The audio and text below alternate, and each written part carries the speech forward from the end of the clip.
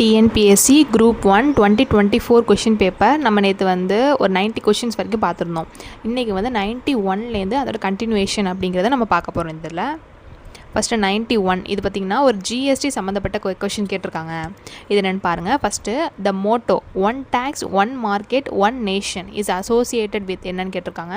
ஒரே வரி ஒரே சந்தை ஒரே நாடு என்ற பொன்மொழி எதனுடன் தொடர்புடையது அப்படின்னு கேட்டிருக்காங்க. இது எதனுடன் தொடர்புடையதுன்னு பார்த்தீங்கன்னா குட்ஸ் அண்ட் சர்வீஸ் டேக்ஸ் தான். தமிழில் வந்து சரக்கு மற்றும் சேவை வரி அப்படிம்பாங்க. இங்கிலீஷில் வந்து goods and service tax GST அப்படின்னு சொல்லுவாங்க. இது சம்மந்தப்பட்டது தான் இந்த மோட்டோ அப்படிங்கிறது. அதோட மோட்டோவே என்னவா இருக்குது? ஒரே வரி ஒரே சந்தை ஒரே நாடு அப்படிங்கிறது தான் இதோட மோட்டோவாக இருக்குது. அது மட்டும் இல்லாமல் இங்கே எக்ஸ்ட்ரா எழுதியிருக்கேன் பாருங்கள். இதில் வந்து ஜிஎஸ்டி அப்படிங்கிறது எத்தனை டைப்பாக பிரிச்சிருக்காங்க அப்படின்னா 3 டைப்ஸாக பிரிச்சிருக்காங்க. 3 வகையான ஜிஎஸ்டியாக பிரிச்சிருக்காங்க. ஒன்று வந்து சிஜிஎஸ்டி அப்படிம்பாங்க. சிஜிஎஸ்டி அப்படின்னா சென்ட்ரல் கவர்மெண்ட்டு, ஸோ சென்ட்ரல் ஜிஎஸ்டின்னு அர்த்தம். எஸ்ஜிஎஸ்டி அப்படின்னா state GST, state government, so state GST அப்படின்னு அர்த்தம். இதே ஐஜிஎஸ்டின்னு இருக்குது. இந்த ஐஜிஎஸ்டி அப்படிங்கிறது integrated GST, integrated goods and service tax அப்படின்னு சொல்லுவாங்க. இது வந்து நிறையா வந்து குரூப் எக்ஸாமில் என்ன கேட்டிருக்காங்கன்னா இந்த ஐஜிஎஸ்டி கொடுத்துட்டு இந்த ஐ வந்து அந்த எதை குறிக்குது அப்படின்னு சொல்லி கேட்டிருக்காங்க. ஸோ தமிழ் மீடியமாக இருந்தாலும் சரி இங்கிலீஷ் மீடியமாக இருந்தாலும் சரி ஐனா வந்து இன்டகிரேட்டட் அப்படிங்கிற அந்த வேர்ட் நமக்கு தெரிஞ்சுக்கணும். ஏன்னா ப்ரீவியஸ் இயர் கொஷனில் இது கேட்டிருக்காங்க, அதனால் இது நம்ம தெரிஞ்சுக்கணும். ஸோ இன்டகிரேட்டட் அப்படின்னு அர்த்தம். ஐனா என்ன இன்டகிரேட்டட் அப்படின்ட்டு ஏன்னா கேட்டிருக்காங்க எக்ஸாமில். அதுவும் இல்லாமல் இந்த குட்ஸ் அண்ட் சர்வீஸ் டேக்ஸ் அப்படிங்கிறது எதோட சம்மந்தப்பட்டது அப்படின்னா இது ஒரு இன்டைரக்ட் டேக்ஸ், மறைமுக வரி அப்படின்னு சொல்லுவாங்க. இந்த சரக்கு மற்றும் சேவை வரி அப்படிங்கிறது ஒரு மறைமுக வரி, இதுவுமே தெரிஞ்சுக்கணும். அதுவும் இல்லாமல் ஜிஎஸ்டி கவுன்சில்னு சொல்லுவாங்க. அந்த ஜிஎஸ்டி கவுன்சில் வந்து எந்த ஆர்டிக்கல் படி அமைச்சிருக்காங்க அப்படின்னா 279 ஏ அப்படிங்கிற ஆர்டிக்கல் படி தான் இந்த ஜிஎஸ்டி கவுன்சில் அப்படிங்கிறத அமைச்சிருக்காங்க. ஸோ இதுவுமே நான் சொல்கிறது எல்லாமே வந்து ப்ரீவியஸ் இயர் கொஷனில் கேட்டது. ஸோ வந்து எல்லாமே முக்கியமானது. ஜிஎஸ்டி கவுன்சில்னு கேட்டாங்கன்னா 279 ஏ அப்படிங்கிறது. அது மட்டும் இல்லாமல் இந்த ஜிஎஸ்டி வந்து எப்போ அமைச்சாங்க அப்படின்னு சொல்லிட்டு டேட்டு கேட்டாங்கன்னா ஜூலை 1 2017, ஜூலை 1 2017 ஜிஎஸ்டி அப்படின்னு அமைச்சிருப்பாங்க. அதுவும் இல்லாமல் முன்னாடி வந்து ஜிஎஸ்டி ஸ்லாப் அப்படிங்கிறது 4 ஸ்லாப் 5 ஸ்லாப் அப்படின்னு சொல்லுவாங்க. இப்போ வந்து 3 ஸ்லாப்பாக பிரிச்சிருக்காங்க. என்னென்ன 3 ஸ்லாப்னா 5%, 8%, 40% அப்படின்னு சொல்லி 3ஆக பிரிச்சிருக்காங்க. இது என்னென்னா இந்த 5%, 8% அப்படிங்கிறது நார்மலாக வாங்குகிற பொருட்களுக்கு. இது 40% இருக்கலாம். இது வந்து லக்ஸூரியான திங்ஸ், ரொம்ப காஸ்ட்லியான திங்ஸ் வாங்குறது. அதே மாதிரி இந்த நிறையா இந்த இதெல்லாம் சொல்லுவாங்க லிக்வரு, அதாவது மதுபானங்கள், இந்த மாதிரி விஷயங்கள்லாம் இருந்துச்சு அப்படின்னா அதை வந்து 40% அப்படின்னு சொல்லி வச்சுருக்காங்க. அது மட்டும் இல்லாமல் லக்ஸூரியான ஐட்டமும் இப்போ பெரிய பெரிய ரொம்ப காஸ்ட்லியான ஐட்டம்ஸ்லாம் இருக்கும்ல, அதையுமே வந்து 40% வச்சுட்டாங்க. ஸோ இப்போதைக்கு ஜிஎஸ்டி எவ்வளோ இருக்குது? 5%, 8%, 40% அப்படிங்கிற அந்த ரேஞ்சில் இருக்குது. இது தெரிஞ்சுக்கணும். இது எல்லாமே இம்பார்ட்டண்ட் தான். நெக்ஸ்ட் கொஷின் இது என்னென்னா நிதி கொள்கை, பணவியல் கொள்கை, ஆர்பிஐ, கடன் கட்டுப்பாடு இதெல்லாம் கொடுத்துருக்காங்க. இதை வந்து மேட்ச் பண்ண சொல்லியிருக்காங்க. ஃபஸ்ட்டு நிதி கொள்கை அப்படிங்கிறது எது சம்மந்தப்பட்டது அப்படின்னா வரி விதிப்பு. இது பணவியல் கொள்கை அப்படின்னா எதுனா ரொக்க இருப்பு விகிதம், இதில் அடங்கும் அப்படிங்கிறாங்க. இப்போ நிதி கொள்கைனா வேறு ஒன்றும் இல்லை, நம்ம கவர்மெண்ட் ஆஃப் இந்தியாவால் ஒரு விஷயம் உருவாகுது, எக்கனாமி சம்மந்தப்பட்ட ஒரு விஷயம் வந்து கவர்மெண்ட் ஆஃப் இந்தியா முடிவெடுத்து பண்ணுது அப்படின்னா அதை வந்து நிதி கொள்கைமாங்க.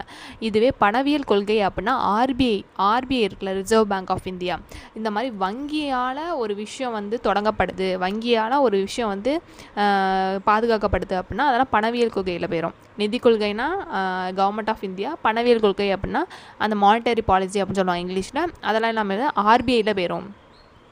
அப்போ நிதி கொள்கை அப்படின்னா வரி விதிப்பு, பணவியல் கொள்கை அப்படின்னா ரொக்க இருப்பு விகிதம் அப்படின்னு சொல்லுவாங்க. இங்கிலீஷில் வந்து கேஷ் ரிசர்வ் ரேஷியோன்னு சொல்லுவாங்க. இப்போ இந்தியாவில் கேஷ் ரிசர்வ் ரேஷியோ என்னவா இருக்குது அப்படின்னா 3% இருக்குது. 3% அப்படிங்கிறது ரொக்க இருப்பு விகிதமாக இருக்குது.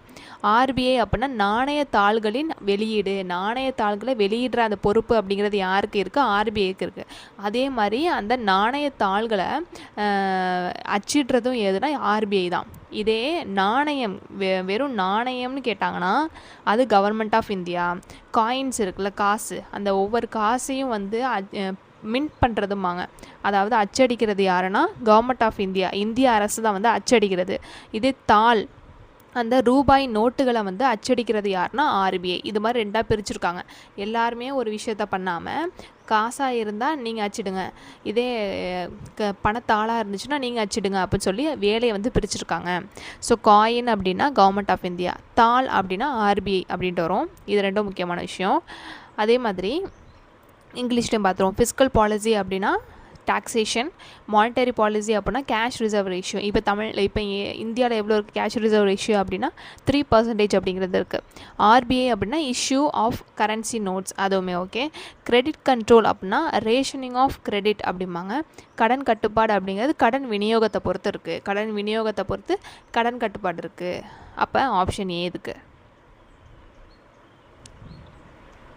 நெக்ஸ்ட்டு இதுவுமே வந்து எக்கனாமிக் கொஷின் தான்.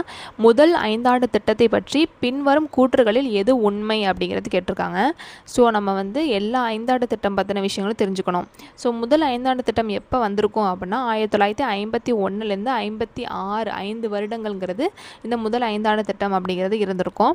இதில் ஃபஸ்ட்டு கொடுத்துருக்காங்க விவசாய உற்பத்தியை அதிகரிக்க விவசாயம் மற்றும் நீர்ப்பாசனத்தில் கவனம் செலுத்தப்பட்டது அப்படிங்கிறாங்க. அது வந்து கரெக்டு தான். செகண்ட் வந்து இது சில மாற்றங்களுடன் ஹரோடோமர் மாதிரியை அடிப்படையாக கொண்டது அப்படிங்கிறாங்க. அதுவுமே கரெக்டாக இருக்குது. ஆனால் தேர்ட் ஒன் வந்து அது மகளனோபிஸின் மாதிரி பின்பற்றப்பட்டது அப்படிங்கிறாங்க. அது தப்பாக இருக்குது.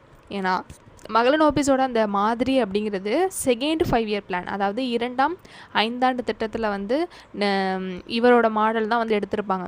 மகளனோபிஸ் மாடல் தான். முதல் 5 ஆண்டு திட்டம்னு பார்த்தோம்னா ஹரோடோமர் மாடல் தான் வந்திருக்கும். ஆனால் மகளனோபிஸ் சொல்லி கொடுத்துருக்காங்க. ஸோ தேர்ட் ஒன் வந்து தப்பாக இருக்குது. அதே மாதிரி 2ஆம் 5 ஆண்டு திட்டம் அப்படிங்கிறது 1956லேருந்து 61 வரைக்கும் 2ஆம் 5 ஆண்டு திட்டம் அப்படிங்கிறது இருந்திருக்கும். முதல் 5 ஆண்டு திட்டம் அப்படிங்கிறது 1951லேருந்து 56 வரைக்கும் இருந்திருக்கும். அப்படி பார்த்தா ஆப்ஷன் பி தான் கரெக்டாக இருக்குது. 1 2 மட்டும் தான் கரெக்டு. தேர்ட் ஒன் அப்படிங்கிறது தப்பாக இருக்குது. இங்கிலீஷ்லையும் பார்த்துக்கோங்க. It was focused on agriculture and irrigation to post farm output அப்படிங்கிறது correct. It was based on the Harrod Domar model with few modification அப்படிங்கிறது கரெக்டு. நெக்ஸ்ட்டு கீழ்கண்டவற்றை கால வரிசைப்படுத்துக அப்படிங்கிறாங்க. இதில் வந்து ஃபஸ்ட்டு மித்திரமேளா அப்படின்னு சொல்லி கொடுத்துருக்காங்க. இந்த மித்திரமேளா அப்படிங்கிறது இது எப்போ உருவாகிருக்குன்னா 1899லேருந்து 1900 இது 2 டேட்டுமே கொடுத்துருப்பாங்க. 2 டேட்டில் எதுனாலும் கரெக்டு தான். 1899 1900 அப்படின்னு.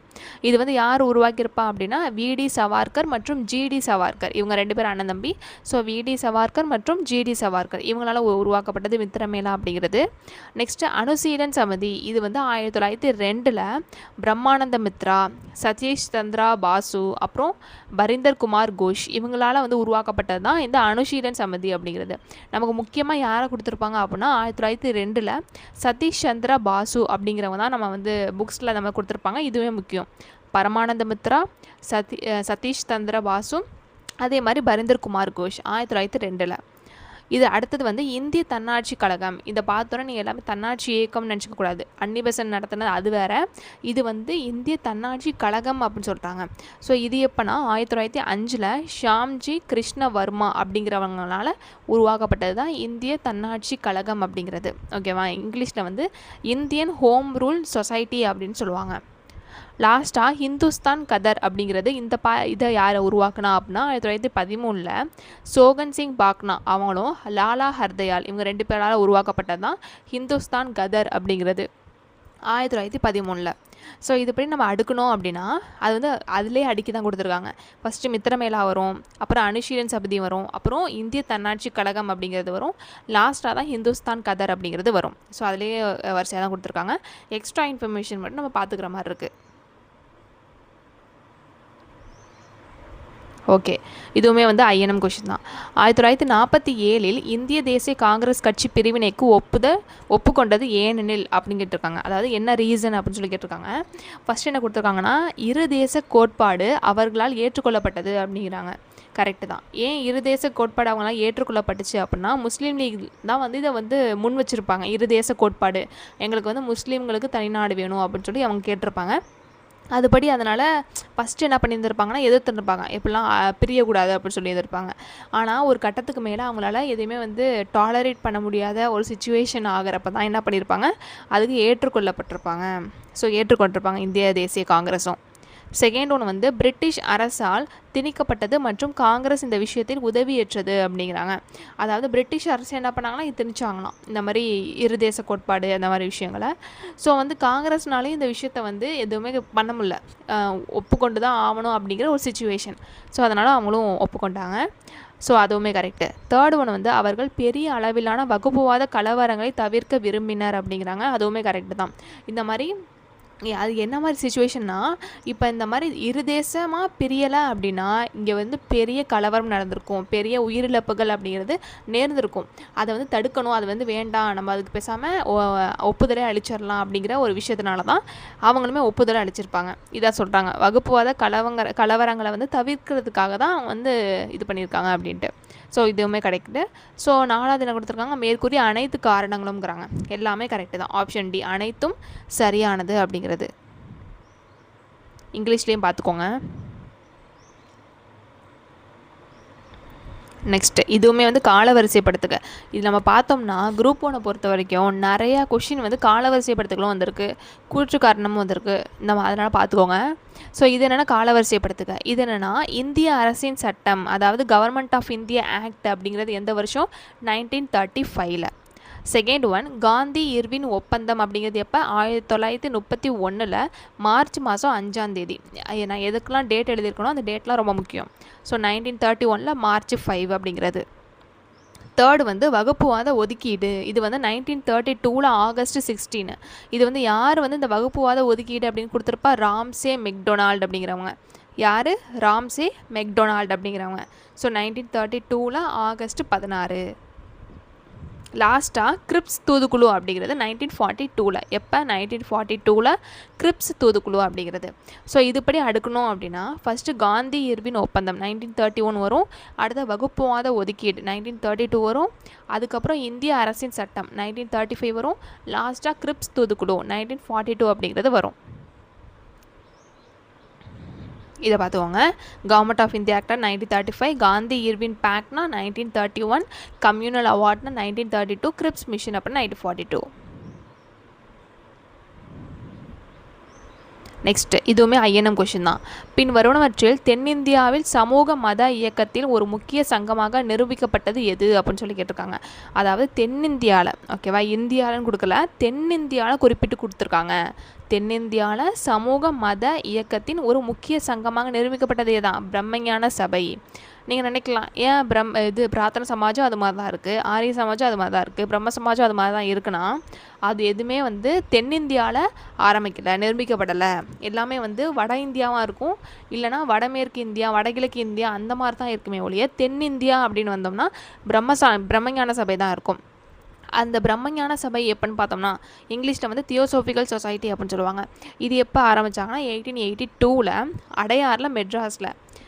அதாவது ஆரம்பிச்சதுன்னு 1875 ஆரம்பிச்சிருப்பாங்க. எங்கே ஆரம்பிச்சிருப்பாங்க, அது வந்து யூஎஸ்ஏல. நான் சொல்கிறது இந்தியாவில் எப்போனா மெட்ராஸில், அடையாரில் 1882 இங்கே ஆரம்பிச்சிருப்பாங்க பிரம்மஞான சபை அப்படிங்கிறது. நமக்கு தெரிஞ்சிருக்கும். யார் அதோட இதாக இருந்திருப்பா, அன்னி பெசன்ட் அப்படிங்கிறவங்க.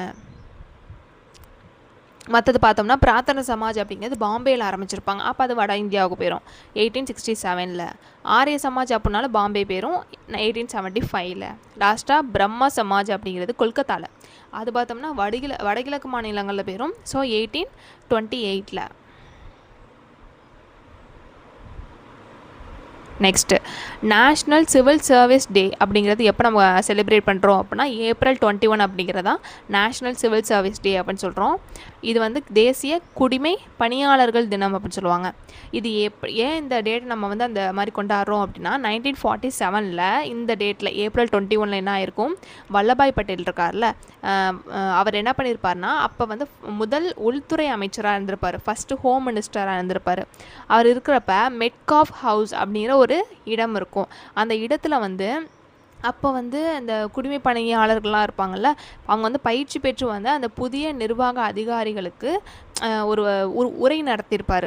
ஒரு வரலாற்று சிறப்புமிக்க ஒரு உரை வந்து பேசியிருப்பார். அதனால தான் அந்த தினத்தை வந்து நினைவு கூறும் வகையில் என்ன பண்ணியிருக்காங்க, தேசிய குடிமை பணியாளர்கள் தினம் அப்படிங்கிறது April 21 அப்படின்னு சொல்லி வச்சுருக்காங்க. ஸோ இந்த ஹிஸ்ட்ரி நமக்கு தெரிஞ்சிச்சுன்னா அதை நம்ம ஈஸியாக ரிலேட் பண்ணுறதுக்கு யூஸ் ஆகும். அதனால தான் ஹிஸ்ட்ரி எடுத்துகிட்டு வந்திருக்கேன். So April 21 national civil service day. Next இதுவுமே ஐஎன்எம் தான். முதலாக ஜனகணமன என்னும் பாடல் இந்திய தேசிய காங்கிரஸின் எந்த மாநாட்டில் பாடப்பட்டது அப்படின்னு சொல்லி கேட்டிருக்காங்களா. எந்த மாநாட்டினா 1911 கல்கத்தா மாநாட்டில் தான் பாடப்பட்டுச்சு. ஓகேவா. அந்த கல்கத்தா மாநாடு எப்போ நடந்துச்சுன்னா 1911. ஆனால் டேட்டு பார்த்தோம்னா December 27. டேட்டு முக்கியம். December 27 1911 நடந்திருக்கு. அப்போ வந்து யாரை இந்த பாட்டை பாடியிருப்பா அந்த இதில் அப்படின்னா சரளாதேவியும் அவங்களுடைய குழுவும் சேர்ந்து தான் பாடியிருப்பாங்க. சரளாதேவி மற்றும் அவங்களுடைய குழுவும் சேர்ந்து தான் இந்த பாட்டை அப்படி பாடியிருப்பாங்க. அதே மாதிரி அப்போ அந்த இந்திய தேசிய காங்கிரஸோட தலைவராக யார் இருந்தா அந்த செஷன் நடக்கிறப்ப அந்த ஜனகணமன பாடுறதுக்கு அந்த செஷன் நடந்திருக்குன்னா காங்கிரஸ் செஷன் அதில் யார் தலைவராக இருந்திருப்பா அப்படின்னா பிஷன் நாராயணதார் அப்படிங்கிறவர் தான் தலைவராகவும் இருந்திருப்பார் அப்போ. ஸோ இந்த கொஷனுக்கு ஆப்ஷன் சி. ஓகே. பின்வருவனவற்றில் எது சரியாக பொருந்தவில்லைன்னு சொல்லி கேட்டிருக்காங்க. அப்போ ஏதோ ஒன்று வந்து தப்பாக இருக்குது. அப்போ எதுன்னு பார்த்தோம்னா ஃபஸ்ட்டு தாதாபாய் நவ்ரோஜி அப்படிங்கிறது கிழக்கு இந்திய சங்கம் அப்படிங்கிறத ஆரம்பிச்சிருப்பார் 1866. இங்கிலீஷில் பார்த்தோம்னா ஈஸ்ட் இந்தியா அசோசியேஷன் அப்படிங்கிறது 1866 வந்து ஆரம்பிச்சிருப்பார். இதே சாவித்ரிபாய் பூலே அப்படிங்கிறவங்க இந்தியாவின் ஊழியர் சங்கம் சொல்லி கொடுத்துருக்காங்க. இதுதான் தப்பாக இருக்குது. சாவித்ரிபாய் பூலே இதை ஆரம்பிச்சிருக்க மாட்டாங்க. இந்தியாவின் ஊழியர் சங்கம் அப்படிங்கிறது யாரை ஆரம்பிச்சிருப்பா அப்படின்னா கோபாலகிருஷ்ண கோகலே ஆரம்பிச்சிருப்பார் 1905. அதாவது சர்வன்ட்ஸ் ஆஃப் இந்தியன் சொசைட்டி அப்படிங்கிறது கோபாலகிருஷ்ண கோகலே தான் 1905 ஆரம்பிச்சிருப்பாங்க. ஆனால் இங்கே சாவித்ரிபாய் பூலேன்னு சொல்லி தப்பாக கொடுத்துருக்காங்க.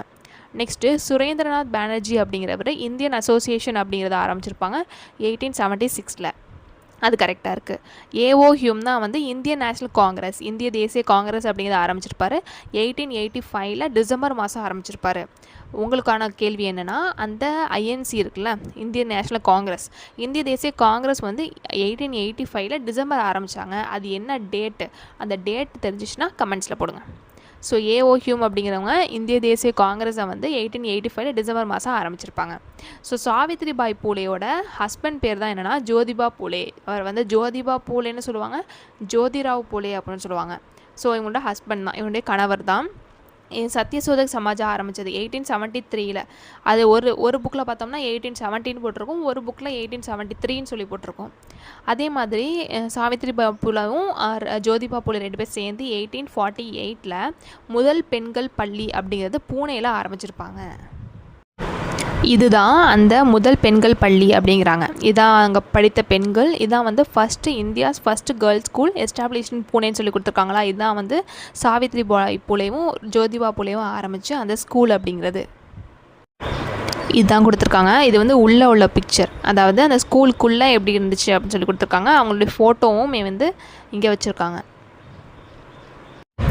நமக்கு அது பிக்சரைஸ்டாக பார்க்குறப்ப இன்னும் கொஞ்சம் மனசில் பதியும், அதனால தான் காமிச்சேன். ஸோ ஓகே, இந்த கொஷனுக்கு அப்போ ஆன்சர் என்ன? பி தான் தப்பாக இருக்குது. சாவித்ரிபாய் பூலே வந்து இந்தியாவின் ஊழியர் சங்கம் ஆரம்பிக்கல, கோபாலகிருஷ்ண கோகலே தான் 1905 வந்து ஆரம்பிச்சிருப்பார்.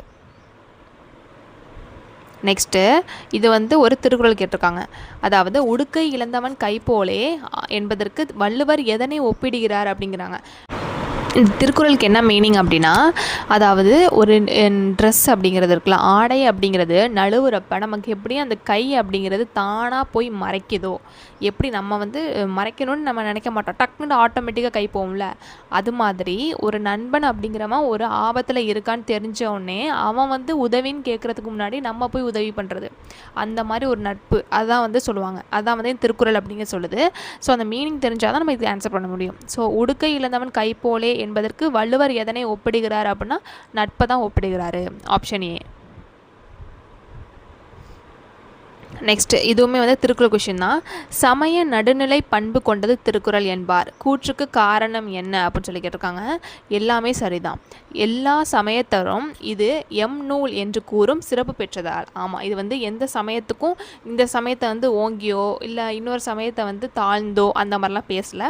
So first correct. செகண்ட் வந்து கடவுள் உண்டு என்பவர் மட்டுமின்றி இல்லை என்பவரும் உவந்து ஏற்கும் சிறப்பு பெற்றதால் அப்படிங்கிறாங்க. அதுவுமே கரெக்டு தான். தேர்டு வந்து இனம் சாதி சமயம் வகுப்பு எல்லாவற்றுக்கும் அப்பாற்பட்டதால், அதுவுமே கரெக்ட் தான். இது வந்து ஒரு சமயத்தையோ ஒரு சாதியோ ஒரு இனத்தையோ அதை மட்டும் பேசலை. ஸோ அதையும் சொல்கிறாங்க. ஃபோர்த்து வந்து மனித இனத்திற்கு பொதுவான ஒழுக்கமும் அறிவும் அறிவுறுத்தப்படுவதால் அப்படிங்கிறாங்க. அதுவுமே கரெக்டு தான். ஸோ அனைத்தும் சரி அப்படிங்கிறதான் இதுக்கு வரும். நெக்ஸ்ட், பின்வருவவையில் தவறான பொருத்தம் எது அப்படின்னு சொல்கிறாங்க. இதில் வந்து 3 4 தப்பாக இருக்குன்னு கொடுத்துருக்காங்க. 1 2 சரியா. அண்ணாதுரை தலைமையில் சுயமரியாதை மாநாடு அப்படிங்கிறது துறையூரில் நடந்திருக்கும். அது கரெக்டு தான். 1937 நடந்திருக்கும். ஸோ இது கரெக்டு. செகண்ட் ஒன், பாரதிதாசன் அண்ணாதுரையை அறிஞர் என பட்டம் சூட்டியது அப்படிங்கிறாங்க. இதுவுமே வந்து கரெக்டு தான். எங்கே சூட்டியிருப்பார்? சென்னையில் சூட்டியிருப்பார். அதுவுமே கரெக்டு தான். அப்போ இன்னொரு கொஸ்டின் நம்ம என்ன பார்க்கணும்னா, பாரதிதாசன் அண்ணாதுரையை வந்து அறிஞர் அப்படின்னு சொல்லிட்டு இவர் தான் பட்டம் சூட்டியிருக்காரு. அறிஞர் அண்ணா நம்ம எப்படி யார் வச்சதுனால சொல்கிறோம்? பாரதிதாசன் இவர் கூப்பிட்டதுனால நம்ம அதை வந்து ஃபாலோ பண்ணுறோம். தேர்டு வந்து நீதி கட்சி திராவிட கழகம் என பெயர் சூட்டப்பட்டது எப்போது அப்படின்னா 1944 பெயர் சூட்டியிருப்பாங்க. எங்கன்னா சேலமில். ஆனால் இங்கே என்ன கொடுத்துருக்காங்க? ஈரோடுன்னு சொல்லி கொடுத்துருக்காங்க. ஸோ அது தப்பாக இருக்குது. நீதி கட்சி திராவிட கழகம் அப்படின்னு சொல்லிட்டு பெயர் சூட்டப்பட்டது 1944 சேலமில். லாஸ்ட்டாக கருப்பு சட்டை தீர்மானம் அப்படிங்கிறது சேலம் சொல்லி கொடுத்துருக்காங்க. திருச்சி, நான் பார்த்த வரைக்கும் திருச்சின்னு தான் சொல்கிறாங்க. இதில் வந்து இந்த கொஷின் ஏதாச்சும் முரண்பாடு இருந்துச்சு அப்படின்னா அதே கமெண்ட்ஸில் தெரிவிங்க. நெக்ஸ்ட்டு, 1929 நடைபெற்ற முதல் சுயமரியாதை மாநாட்டின் தலைவர் யார் அப்படின்னு சொல்லி கேட்டிருக்காங்க. Who was the chairman of the first self respect conference in 1929 அப்படின்னா WPA சவுந்தரபாண்டியன் அப்படிங்கிறவர் தான் தலைவராக இருந்தார். யார்? WPA சவுந்தரபாண்டியன். அதே மாதிரி இந்த மாநாட்டில் என்னென்ன தீர்மானம்லாம் வச்சுருப்பாங்கன்னா, சாதி பட்டமாக ஒழிச்சிருப்பாங்க. முக்கியமான விஷயமே இதுதான் ஃபஸ்ட்டு. அதாவது சுயமரியாதை மாநாட்டோட முதல் தீர்மானத்தில் ரொம்ப முக்கியமான விஷயம் கேட்டாங்கனாலே நம்ம சாதி பட்டத்தை துறக்கிறது தான். அதே மாதிரி ஈவேரா பெரியார், அவருக்கு பின்னாடி நாயக்கர் அப்படிங்கிற அந்த பட்டம் இருந்திருக்கும். அதையுமே வந்து அந்த தீர்மானத்தில் தான் ஒழிச்சிருப்பார். இந்த மாதிரி என் பேருக்கு பின்னாடி இனிமேல் நாயக்கர் அப்படிங்கிற அந்த பட்டமே இருக்காது அப்படின்னு சொல்லிட்டு அவர் அப்போ சொல்லியிருந்திருப்பார். ஸோ சாதி பட்டத்தை துறக்கிறது. அதே மாதிரி பெண்ணுரிமையை பிரகடனம் பண்ணியிருப்பாங்க. பெண்களுக்கு சொத்துரிமை, அப்புறம் சுயமரியாதை திருமணம், தீண்டாமை ஒழிப்பு, பொது அடையாளங்களில் ஒழிக்கணும். அது மாதிரி பொது அடையாளங்கள்னா இப்போ ஐயர்னா பூணூல் போடுறது, இல்லைனா இந்த சீக்கியர்கள்லாம் என்ன பண்ணுவாங்க, அந்த டர்பன் மாதிரி மேலே கட்டியிருப்பாங்க. இந்த மாதிரி விஷயங்கள்லாம் பொது அடையாளங்கள்லாம் இருக்கக்கூடாது அப்படின்னு சொல்லிட்டு அதையுமே ஒழிச்சிருப்பாங்க. ஸோ இது எல்லாமே வந்து இந்த மாநாட்டில் தீர்மானங்களாக இருந்திருக்கும். ஸோ WPA சவுந்தரபாண்டியன் அப்படிங்கிறவங்க தலைவராக இருந்திருப்பாங்க. நெக்ஸ்ட், இது என்னென்னா ஆலய நுழைவு மற்றும் இழப்பீட்டு திட்டம் அப்படிங்கிறது யார் கொண்டு வந்திருப்பான் அப்படின்னா ராஜாஜி 1939 கொண்டு வந்திருப்பாங்க. ஆலய நுழைவு மற்றும் இழப்பீட்டு சட்டம் அப்படிங்கிறது இங்கிலீஷில் பார்த்தோம்னா temple entry authorisation and identity act அப்படிம்பாங்க. நெக்ஸ்ட், ஆலய நுழைவு சட்டம் அப்படிங்கிறது ஓமந்தூர் ராமசாமி கொண்டு வந்திருப்பாங்க 1947. அப்போ தான் அவர் சிஎம்மாகவும் இருந்திருப்பார், முதலமைச்சராகவும் இருந்திருப்பார். அப்போ தான் ஆலய நுழைவு சட்டம் அப்படிங்கிறது கொண்டு வந்திருப்பாங்க.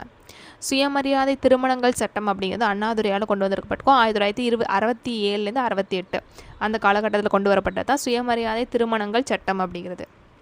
சென்னை மாகாண ஜமீன் ஒழிப்பு சட்டம் அப்படிங்கிறது குமாரசாமியால் கொண்டு வரப்பட்டிருக்கும் 1948. ஆப்ஷன் டெல்லி. நெக்ஸ்ட்டு, பின் வருவனவற்றில் அரசு மகப்பேறு மற்றும் கண் மருத்துவமனை இந்தியாவின் முதல் பெண் பயிற்சி அறுவை சிகிச்சை நிபுணர் யார் அப்படின்னா முத்துலட்சுமி அம்மையார் தான். எந்த வருஷம்னா 1912 1912. Who among the following was the India's first woman home surgeon in the government maternity and ophthalmic hospital அப்படின்னா முத்துலட்சுமி அம்மையார் 1912. நெக்ஸ்ட்டு, இது வந்து அம்புஜத்தம்மாள் பற்றின கொஷினு. அம்புஜத்தம்மாள் பற்றிய பின்வரும் கூற்றுகளில் எது உண்மைன்னு கேட்டிருக்காங்க. 1 3 கரெக்டாக இருக்குது, 2வது மட்டும் தப்பாக இருக்குது. இவர் 1920 நடந்த ஒத்துழையாமை இயக்கத்தில் தம்மை இணைத்து கொண்டார் அப்படிங்கிறாங்க. அது கரெக்டு தான். ஸோ காந்தி நடத்தின அந்த ஒத்துழையாமை இயக்கத்தில் இவங்களும் இணைந்திருப்பாங்க. இவர் சென்னையில் பெண்கள் சுதேசி இயக்கத்தை உருவாக்கினார் அப்படிங்கிறது கரெக்டாக இருக்குது. ஆனால் செகண்ட் ஒன், இவர் 1926 மெட்ராஸ் சட்டசபை கவுன்சிலுக்கு நியமனம் செய்யப்பட்டார் அப்படிங்கிறாங்க. இது வந்து அம்புஜத்தம்மாள் கிடையாது, முத்துலட்சுமி ரெட்டி தான். நீங்கள் வந்து தப்பாக கொடுத்துருக்காங்க. ஸோ 1926 மெட்ராஸ் சட்டசபை கவுன்சிலுக்கு நியமனம் செய்யப்பட்டவர் யார்? முத்துலட்சுமி ரெட்டி. இங்கே அம்புஜத்தம்மாள் அப்படின்னு சொல்லி கொடுத்துருக்காங்க. So option B. So the Ambujathammal. She join the non cooperation movement in 1920. She formed the Women's Swadeshi League in Madras. இது வந்து பொறுத்துக்க. ஈவேரா பெரியார்னு சொல்லி கொடுத்துட்டு என்ன கொடுத்துருக்காங்கன்னா குடியரசு அப்படிங்கிற அந்த இதில் வந்து இவர் தான் நடத்தியிருப்பார் 1925. அந்த வருஷம் முக்கியம். குடியரசு அப்படிங்கிறது. ஈவேரா பெரியார் அப்படின்னா குடியரசு. டி முத்துசாமி அப்படின்னா முதல் இந்திய நீதிபதியாக இருந்திருப்பார். முதல் இந்திய நீதிபதி யார்? டி முத்துசாமி அப்படிங்கிறவங்க. நெக்ஸ்ட்டு மெட்ராஸ் மகாஜன சபை அப்படின்னா வீரராகவாச்சாரியால் உருவாக்கப்பட்டிருக்கும். எந்த வருஷம்னா 1884 மே 16 சென்னையில். இதுவே முக்கியம். மே 16 1884 சென்னையில் மெட்ராஸ் மகாஜன சபை அப்படியே உருவாக்கப்பட்டிருக்கும். லாஸ்ட்டாக பாரதியார் வந்து புதுச்சேரின்னு சொல்லி கொடுத்துருக்காங்க. அதாவது பாரதியார் வந்து இந்த ஆங்கிலேயர்லாம் இவர் அரெஸ்ட் பண்ணலாம் அப்படின்னு சொல்லிட்டு வரப்போ இவர் வந்து எங்கே போய் தஞ்சம் அடைஞ்சிருப்பார்னா புதுச்சேரியில் தான் தஞ்சம் அடைஞ்சிருப்பார். கிட்டத்தட்ட ஒரு 10 வருஷம் கிட்ட தஞ்சம் அடைஞ்சிருப்பார். 1908 18 வரைக்கும் அங்கே தான் வந்து தஞ்சம் அடைஞ்சிருப்பார் புதுச்சேரியில். அங்கே தான் இந்தியா அப்படிங்கிற அந்த பத்திரிகையை நடத்தியிருப்பார். இதெல்லாம் ரொம்ப இம்பார்ட்டண்டான பாயிண்ட்ஸ்.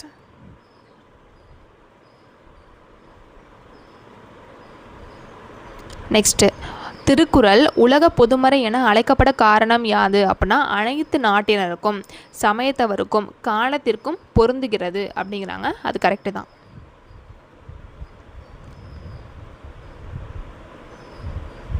ஓகே, இது வந்து யாரை பற்றினது அப்படின்னா கண்ணதாசன் பற்றின கொஷின். போற்றுவார் போற்றட்டும் என்ற பாடலை பாடியவர் யார் அப்படின்னு கேட்டிருக்காங்க. கண்ணதாசன் தான் போற்றுவார் போற்றட்டும் அப்படிங்கிற அந்த பாடல் பாடியிருப்பார். அதே மாதிரி இவருடைய இயற்பெயர், இவரை பற்றின டீட்டெயில்ஸ் பார்த்தோம்னா இவருடைய இயற்பெயர் அப்படின்னா முத்தையா அப்படிங்கிறது தான் இவருடைய இயற்பெயராக இருக்குது. இவருடைய காலகட்டம்னா 1927 1981 வரைக்கும் இவருடைய காலகட்டம். இவரை வந்து வளர்ப்பு தாய் தான் வளர்த்துருப்பாங்க. ஸோ இவருடைய வளர்ப்பு தாய் பேர் என்ன அப்படின்னா தெய்வானை ஆட்சி அப்படிங்கிறவங்க தான் இவருடைய வளர்ப்பு தாய். அந்த வளர்ப்பு தாய் இவருக்கு ஒரு பேர் வச்சுருப்பாங்க. அந்த பேர் என்ன? நாராயணன் அப்படிங்கிறது தான் இவருடைய வளர்ப்பு தாய் தெய்வானை ஆட்சியால் வைக்கப்பட்ட பெயர் தான் நாராயணன் அப்படிங்கிறது. நெக்ஸ்ட்டு இவருடைய முதல் திரை இசை பாடல் அப்படிங்கிறது எதுனா கலங்காதிரு மனமே அப்படிங்கிறது தான் இவருடைய முதல் திரை இசை பாடலாக இருக்குது. இதே இவருடைய கடைசி திரை இசை பாடல் எதுனா கண்ணே கலைமானே அப்படிங்கிறது தான் இவருடைய கடைசி திரை இசை பாடலாக இருக்குது. நெக்ஸ்ட்டு, இவர் இயற்றிய நாடக நூல் அப்படிங்கிறது ரொம்ப ஃபேமஸானது என்னென்னா ராசதண்டனை அப்படிங்கிறது இவர் இயற்றிய நாடக நூல். இது என்ன கான்செப்ட்? இந்த ராசதண்டனை யார் பற்றியது அப்படின்னா கம்பரும் அம்பிகாபதியும் இவங்க 2 பேருக்குள்ள அந்த வரலாறை தான் ஒரு நாடக வடிவில் எழுதியிருப்பார். கம்பருக்கும் அம்பிகாபதிக்கும் உள்ள அந்த வரலாற்றை நாடக வடிவில் நாடக நூலாக எழுதுனது தான் இந்த ராசதண்டனை அப்படிங்கிறது கண்ணதாசன் இயற்றியிருப்பார். ஸோ இதுதான் லாஸ்ட் கொஷின். ஸோ நெக்ஸ்ட் வீடியோவில் இதோட கண்டினியூஷன் பார்ப்போம். தேங்க்யூ ஃபார் வாட்சிங்.